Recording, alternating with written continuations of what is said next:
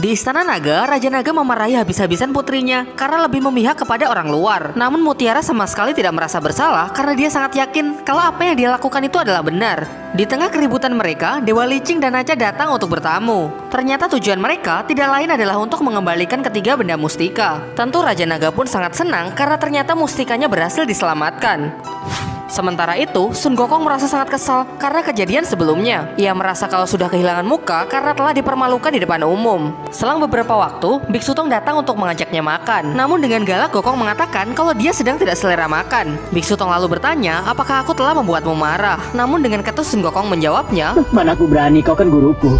Namun pada akhirnya ia pun mengatakan kalau tentu saja dia marah karena ia tadi cuma bermain-main, untuk apa harus dipermalukan di depan orang banyak. Kemudian Biksu Tong mengungkapkan bahwa sepanjang hidupnya dia memiliki dua cita-cita.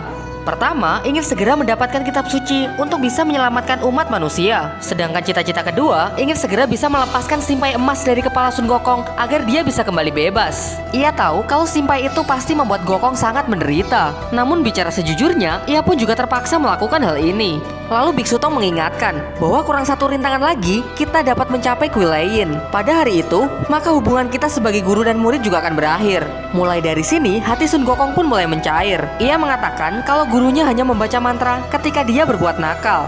Kemudian Biksu Tong menambahkan kalau seharusnya simpai itu tidak hanya dipakai di kepala, melainkan jauh di dalam hati. Setelah mendengar semua itu, kini Sun Gokong pun berjanji bahwa dia tidak akan main-main lagi, tidak akan menyentuh kotak sinar bulan lagi. Dan jika sampai ia melanggar, maka biarlah dia digencet di bawah gunung 5 jari selama 500 tahun. Bahkan ia juga bersedia meskipun itu 5000 tahun sekalipun. Ucapan Sun Gokong tersebut tentu membuat Biksu Tong menjadi sangat senang. Sun Gokong kemudian melanjutkan ucapannya dengan mengatakan bahwa simpai tersebut memang membuatnya menderita, tetapi lebih sering lagi mengingatkan akan bimbingan gurunya. Sampai terakhir ia berlutut dan menyatakan kalau dia bersedia untuk memakai simpai ini hingga akhir hayatnya.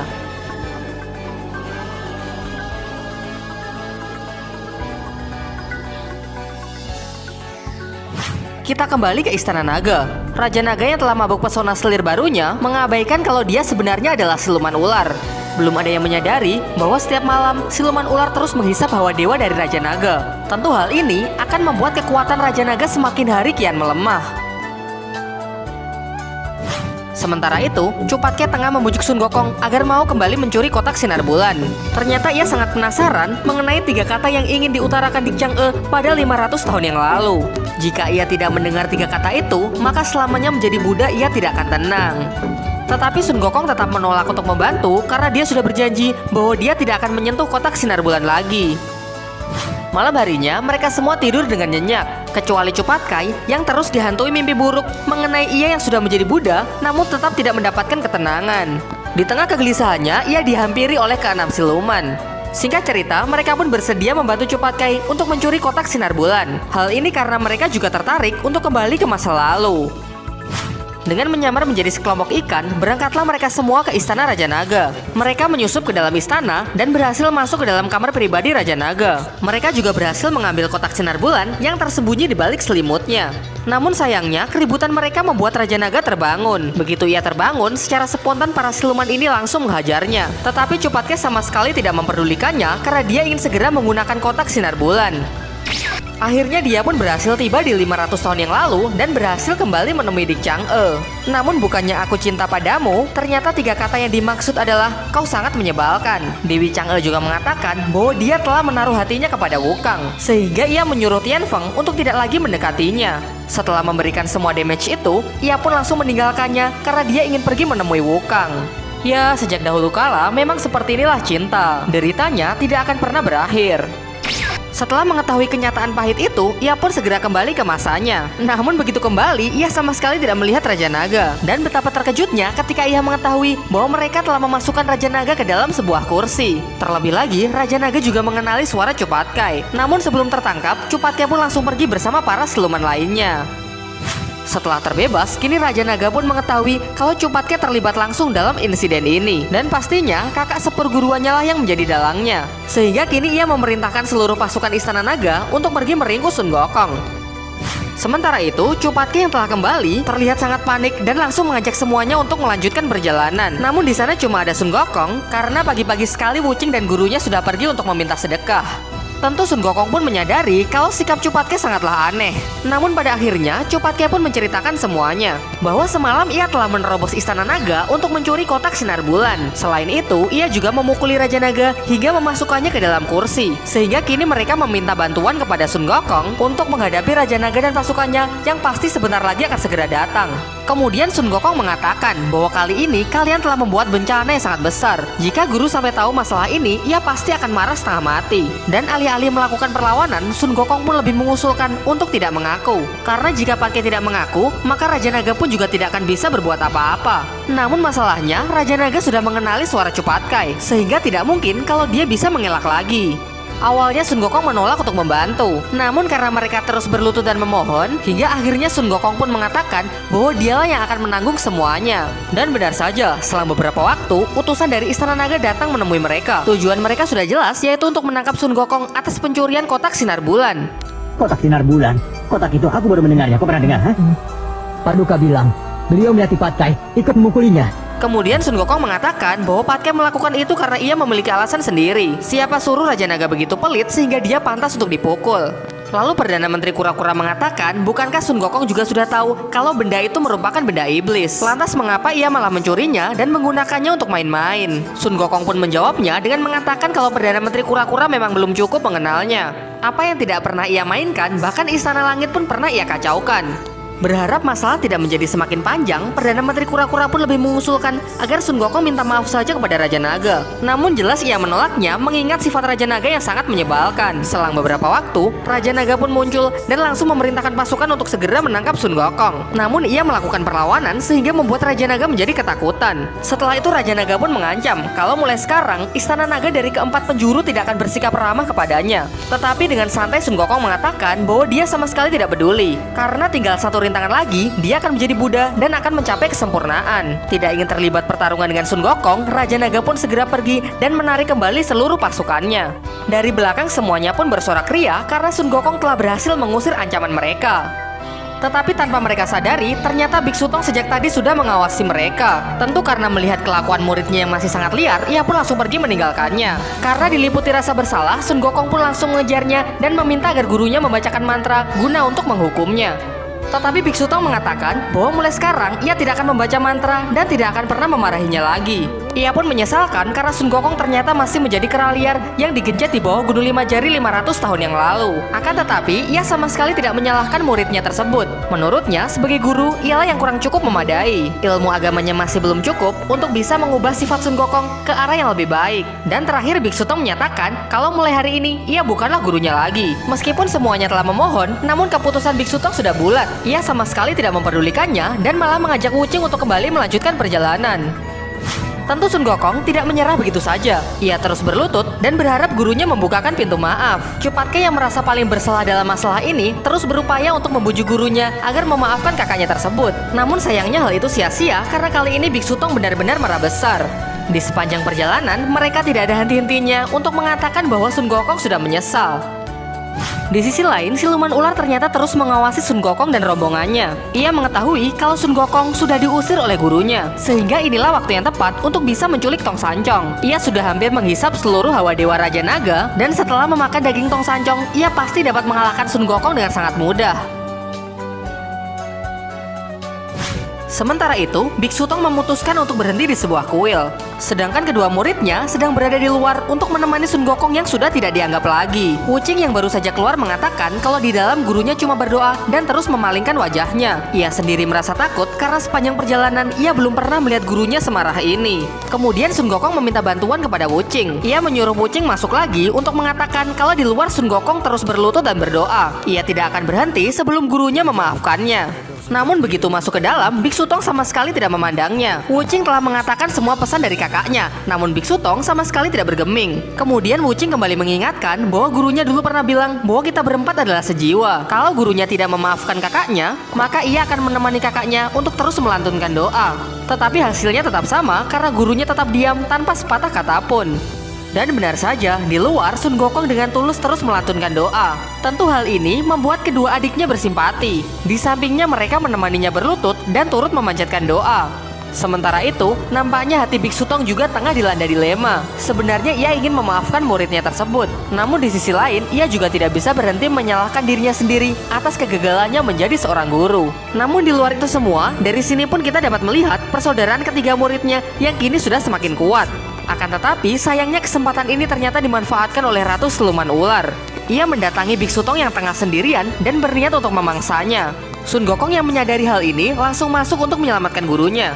Namun sayangnya ia terlambat karena gurunya sudah berada di cengkeraman siluman ular. Meskipun ia berhasil mengusir silumannya, tetapi sayangnya nyawa Biksu Tong sudah tidak tertolong lagi. Hal ini karena racun siluman ular sudah menyebar ke seluruh tubuhnya. Di saat-saat terakhirnya, ia meminta kepada para muridnya supaya tidak bersedih. Karena pada dasarnya, setiap makhluk hidup pasti akan mati. Terakhir ia mengatakan kepada Sun Gokong, walau apapun yang terjadi, ia tetaplah muridnya yang paling baik. Guru, tidak. Bangunlah guru, jangan mati guru. Setelah kematian gurunya, Sun Gokong pun mengatakan bahwa ini semua adalah salahnya. Namun Patke menyangkalnya dengan mengatakan kalau ini semua adalah karena siluman ular. Dengan penuh emosi, dia pun langsung pergi untuk membalaskan dendamnya. Sun Gokong lalu mencegahnya dan menjelaskan meskipun ia membunuh siluman ular, gurunya tidak akan hidup kembali. Setelah itu ia pun mengingatkan bahwa di Istana Naga terdapat kotak sinar bulan yang dapat mengatasi waktu. Kita bisa menggunakannya untuk pergi ke masa lalu di mana gurunya belum terbunuh. Lantas ia pun menyuruh Wuceng untuk menjaga gurunya, sedangkan ia dan Patkai akan pergi ke Istana Naga untuk merampas kotak sinar bulan. Singkat cerita, mereka pun sampai di Istana Naga dan berhasil mengambil kotak sinar bulan. Raja Naga yang tidak menyukainya berusaha untuk menghalangi mereka. Tentu ia pun sangat kesal karena Sun Gokong suka sekali berbuat seenaknya. Namun karena tidak ingin buang-buang waktu, akhirnya Sun Gokong pun terpaksa memukulnya. Setelah kembali, mereka pun langsung pergi menggunakan kotak sinar bulan. Namun kali ini mereka salah menyetel waktu, di mana mereka malah terlempar ke masa depan. Tentu di sana gurunya sudah meninggal dan mereka baru saja selesai menguburnya. Mereka pun terus mencoba lagi hingga sampailah mereka di mana gurunya belum terbunuh oleh siluman ular. Mereka pun segera masuk untuk memperingatkan gurunya bahwa akan ada siluman yang akan membunuhnya. Untunglah ada kotak sinar bulan ini sehingga nyawanya dapat diselamatkan. Namun Biksu Tong tidak lantas percaya begitu saja. Ia malah memarahi Sun Gokong karena melihatnya masih membawa kotak sinar bulan. Lalu ia mengatakan bahwa sebenarnya tadi dia sudah mau memaafkan Sun Gokong. Namun setelah melihat Sun Gokong masih membawa kotak sinar bulan, pikirannya pun kembali kacau. Ya, karena tidak bisa membuktikan ucapannya, Sun Gokong pun keluar bersama kedua adiknya. Dan sesuai ucapan Sun Gokong, selang beberapa waktu siluman ular pun muncul.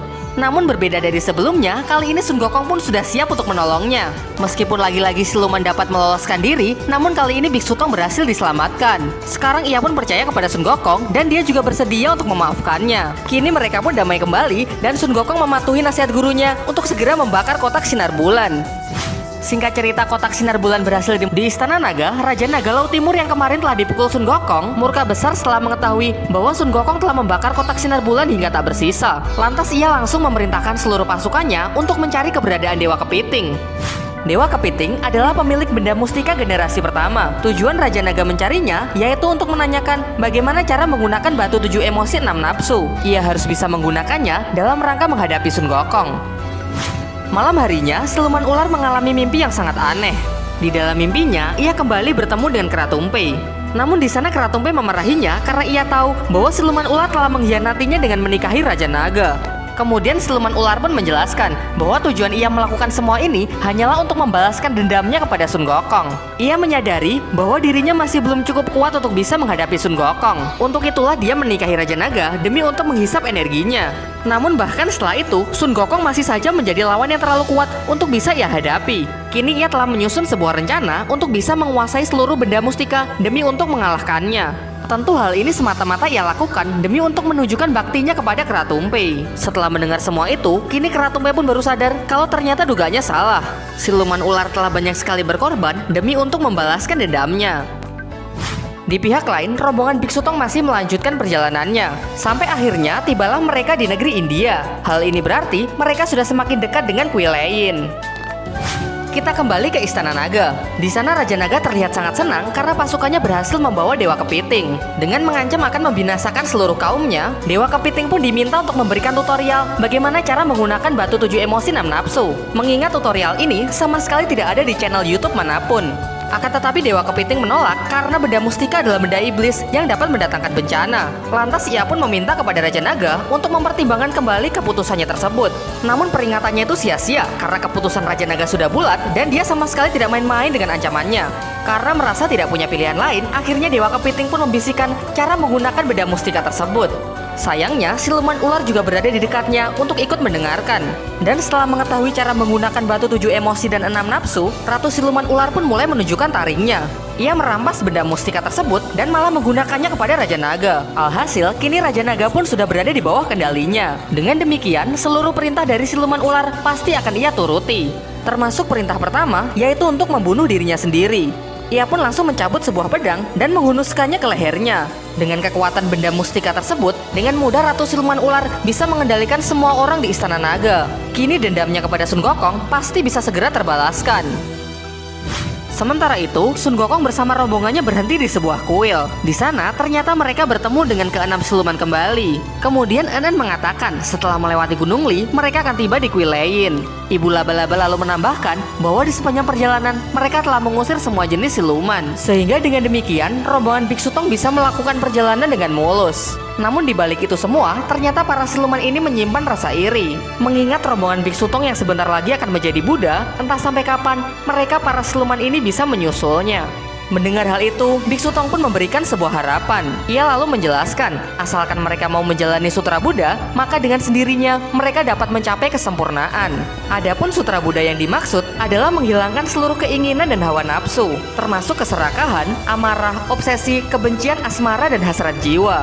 Dengan demikian siapapun pasti bisa menjadi Buddha dan dapat mencapai kesempurnaan. Setelah memberikan semua ceramahnya, Biksu Tong pun berpamitan untuk melanjutkan perjalanan. Terlihat Sun Gokong yang begitu senang karena setelah sekian lama, akhirnya mereka akan segera tiba di tempat tujuan. Namun tiba-tiba, Dewa Pagoda datang menemui mereka atas perintah dari Kaisar Langit. Ia diperintahkan untuk membawa Sun Gokong naik ke Kayangan atas dugaan pembunuhan Raja Naga dalam pencurian kotak sinar bulan. Tentu Sun Gokong pun sangat terkejut. Ia cuma meninjunya satu kali, tidak mungkin dia mati semudah itu. Merasa dirinya telah difitnah, Sun Gokong pun menolak untuk naik ke Kayangan dan malah mengajak gurunya untuk melanjutkan perjalanan. Akan tetapi, gurunya meminta kepada Sun Gokong agar menjadi orang yang bertanggung jawab. Lagi pula kalau ia merasa tidak bersalah, mengapa harus takut menjelaskannya kepada Kaisar Langit? Dengan mengikuti saran dari gurunya, ia pun akhirnya bersedia untuk naik ke Kayangan. Setibanya di sana, Kaisar Langit pun langsung melemparkan tuduhannya. Ia mengatakan bahwa nyali Sun Gokong sangat besar. Ia menerobos Istana Naga untuk mencuri kotak sinar bulan. Selain itu, ia juga telah membunuh Raja Naga dengan menggunakan sebuah pedang. Tentu Sun Gokong pun langsung menyampaikan pembelaannya. Ia sama sekali tidak pernah menggunakan pedang dan dia hanya memukul Raja Naga menggunakan tangan kosongnya. Demi memperkuat ucapannya, ia pun menyuruh Perdana Menteri Kura-Kura untuk bertindak sebagai saksi. Karena pada saat itu, ia juga berada di Istana Naga.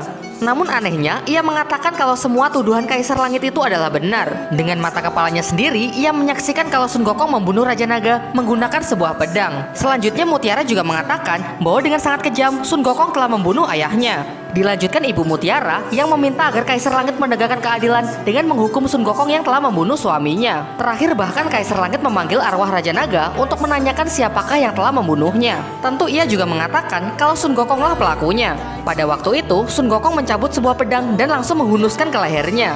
Tentu dengan jumlah saksi sebanyak itu, membuat Sun Gokong semakin terpojok. Mendengar Perdana Menteri Kura-Kura yang terus berkata dusta, dengan penuh emosi Sun Gokong pun langsung memukulnya hingga ia kembali ke wujud semula. Tentu hal ini membuat keadaan menjadi semakin memburuk. Sementara Kaisar Langit terus melemparkan tuduhan yang tidak pernah Sun Gokong lakukan. Dengan tekanan sebesar itu, emosi Sun Gokong pun memuncak hingga ia membentak Kaisar Langit. Semua bukti ada di sini. Mana mungkin aku percaya padamu? Paduka brengsek, 500 tahun lalu aku bisa. Jangan memaki Paduka. Tutup mulutmu. Kurasa matamu itu sungguh buta. Tak bisa bedakan benar atau salah. Kau betul-betul Kaisar yang brengsek. Mendengar hal itu tentu Kaisar Langit menjadi sangat murka. Ia memerintahkan seluruh pasukan langit untuk segera meringkusnya. Dengan emosi yang telah memuncak, Sun Gokong pun melakukan perlawanan. Sampai seluruh dewa dikerahkan untuk berusaha mengikatnya. Namun hal itu sia-sia karena Sun Gokong terlalu kuat. Setelah itu ia melompat ke depan Kaisar Langit dan mengatakan kalau memang bukan ia pelakunya. Mulai hari ini ia telah memutuskan hubungan dengan Biksu Tong sehingga dia sama sekali tidak ada kaitannya dalam masalah ini. Jika Kaisar Langit ingin balas dendam, maka cari saja dirinya. Merasa telah terkepung, Sun Gokong pun terpaksa menyandera Kaisar Langit untuk bisa keluar dari Kayangan. Dengan marah, Kaisar Langit pun langsung memerintahkan seluruh dewa untuk segera menangkap Sun Gokong walau harus ke ujung dunia sekalipun.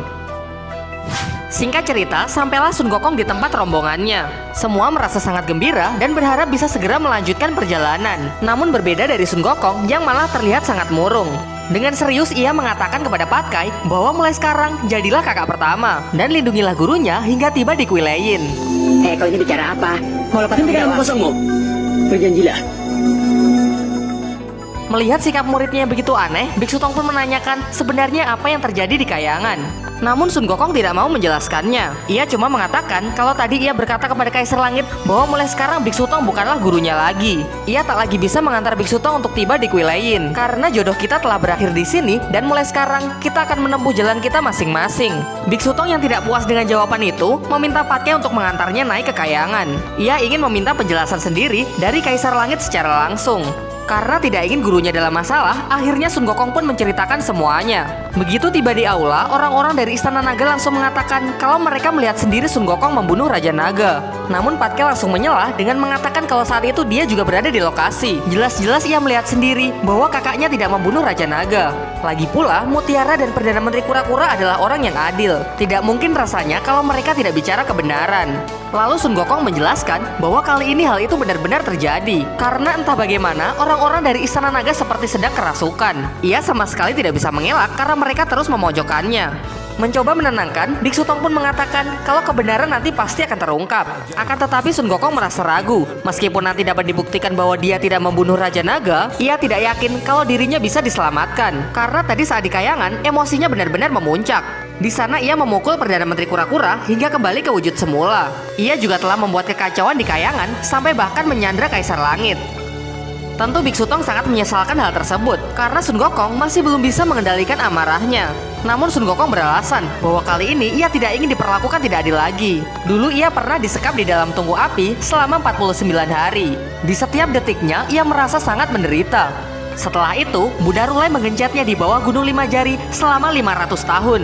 Selama itu tak ada yang mengajaknya main dan tidak ada yang mau menemaninya. Jelas ia tidak ingin mengalaminya lagi meskipun itu cuma 1 hari.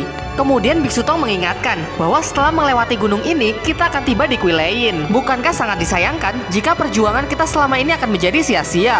Lalu Sun Gokong pun menjawab bahwa di kehidupan sebelumnya, Biksu Tong adalah Buddha Cincance, Patkai adalah Panglima Tianfeng, sedangkan Wuching adalah Jenderal Qianyan. Namun kalau dirinya hanyalah seekor kera siluman. Ia yakin kalau sejak awal ia memang sudah ditakdirkan untuk tidak mencapai kesempurnaan. Namun Biksu Tong menyangkalnya dengan mengatakan kalau semua ini bukanlah takdir. Karena untuk bisa mencapai kesempurnaan atau tidak, itu semua tergantung pada keinginan dan usahanya. Akan tetapi Sun Gokong meragukan hal itu. Menurutnya, percuma saja membaca doa ribuan kali, karena bagi mereka, ia hanyalah kera siluman yang telah membunuh Raja Naga. Bagaimanapun juga, gurunya adalah seorang biksu suci yang tidak memiliki celah sedikit pun. Ia pun memintanya untuk segera pergi mengambil kitab suci dan jangan sampai gagal cuma karena dirinya. Namun Wuching bersikeras kalau tanpa kakaknya, ia tidak akan pergi. Karena kita semua adalah sejiwa dan harus menjadi Buddha sama-sama. Patkai pun juga sependapat karena selama ini rintangan telah kita hadapi, kesulitan telah kita lalui sama-sama. Sekarang sudah sejauh ini, masa kita harus mengambil jalan masing-masing? Menurutnya, jika jadi Buddha sama-sama, dihukum pun juga harus sama-sama. Kau ini bodoh sekali. Ada peluang besar tapi tidak kau raih. Kau mau selamanya jadi babi, setengah manusia, setengahnya babi. Nah sudahlah, kau tidak jalan, aku juga tidak. Namun kali ini keputusannya sudah bulat. Setelah memberikan penghormatan terakhir kepada gurunya, ia pun segera pergi meninggalkan mereka. Sekarang kita kembali ke kayangan. Di sana Kaisar Langit tengah mendapatkan laporan kalau Sun Gokong benar-benar telah memutuskan hubungan dengan gurunya.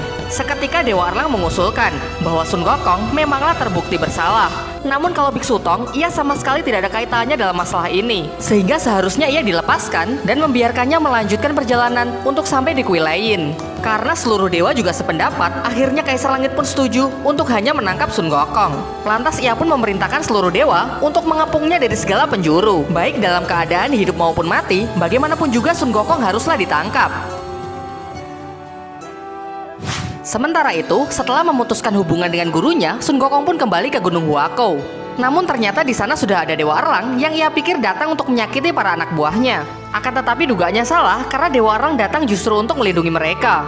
Salah seekor kera menjelaskan bahwa tadi ada pasukan langit yang datang menyerang. Untung saja Dewa Erlang bersama anjing kayangan datang yang kemudian mengusir mereka.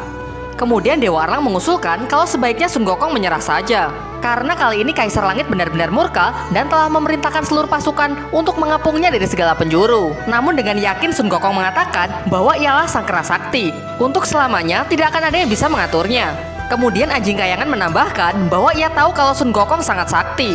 Namun kali ini seluruh pasukan langit telah dikerahkan dan semua dewa ingin sekali menangkapnya. Selain itu, pasukan Istana Naga dari segala penjuru ingin sekali membalas dendam. Serta semua jenis siluman yang pernah ia kalahkan tahu kalau Sun Gokong sedang kesulitan. Mereka pasti akan datang untuk memanfaatkan kesempatan ini.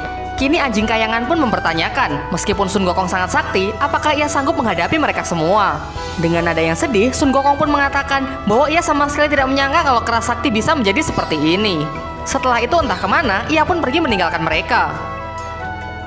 Di pihak lain, rombongannya tidak mematuhi perkataannya untuk segera melanjutkan perjalanan. Tentu mereka berharap kalau Sun Gokong bisa segera kembali. Patkai juga meyakinkan kalau ia sangat mengenal kakaknya tersebut. Sehari saja ia tidak berkelahi dengannya, maka Sun Gokong pasti tidak akan tahan.